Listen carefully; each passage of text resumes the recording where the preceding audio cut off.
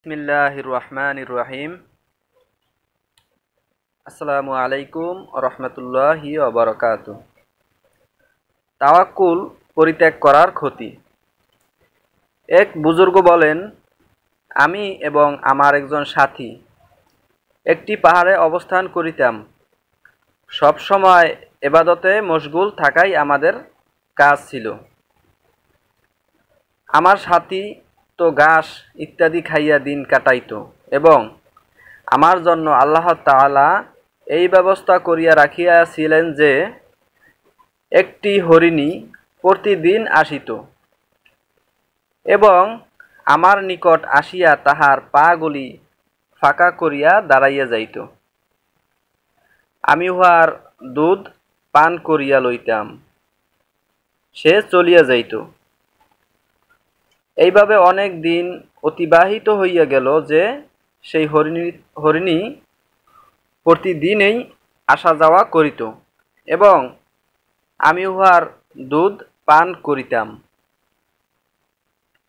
আমার সাথীর অবস্থানের জায়গা ওই পাহাড়ে আমার চেয়ে কিছু দূরে ছিল।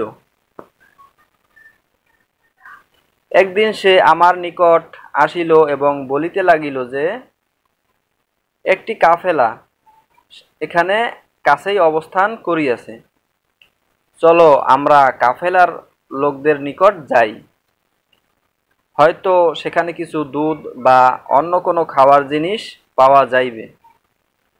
প্রথমে তো আমি সম্পূর্ণ অস্বীকার করিলাম, কিন্তু সে যখন বারবার অনুরোধ করিল তখন আমিও তাহার সহিত চলিলাম। আমার দুইজন কাফেলার লোকদের নিকট পৌঁছিলাম, তাহারা আমাদিগকে খানা খাওয়াইল। আমরা খানা শেষ করিয়া নিজ নিজ জায়গাতে ফিরিয়া আসিলাম। উহার পর আমি সব সময় সেই হরিণীটির আসিবার সময়টিতে উহার অপেক্ষা করিবার পর আমি বুঝিলাম যে আমার এই গুনাহের কারণে ওই রিজিক যাহার ওসিলায় আমি নিশ্চিন্ত ছিলাম তাহা বন্ধ হইয়া গিয়াছে।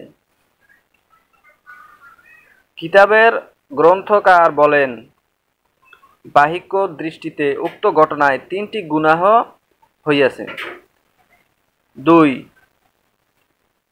লোভ করিয়াছে এবং যে রিজিকের কারণে নিশ্চিন্ত ছিল উহার উপর সন্তুষ্ট থাকে নাই। ৩. এমন খানা খাইয়াছে যাহা পবিত্র ছিল না, ফলে পবিত্র রিজিক হইতে বঞ্চিত হইয়া গিয়াছে। অত্যন্ত লক্ষণীয় ঘটনা। যাহা কিছু শুনলাম, আল্লাহ তাআলা আমাদের সবাইকে বোঝার তৌফিক দান করুন, আমিন। পরবর্তী ভিডিও পেতে সবাই সাথেই থাকুন। ধন্যবাদ এবং ভিডিওটি সবার কাছে পৌঁছে দেওয়ার জন্য ভিডিওটি শেয়ার করে দিবেন। ধন্যবাদ সবাইকে।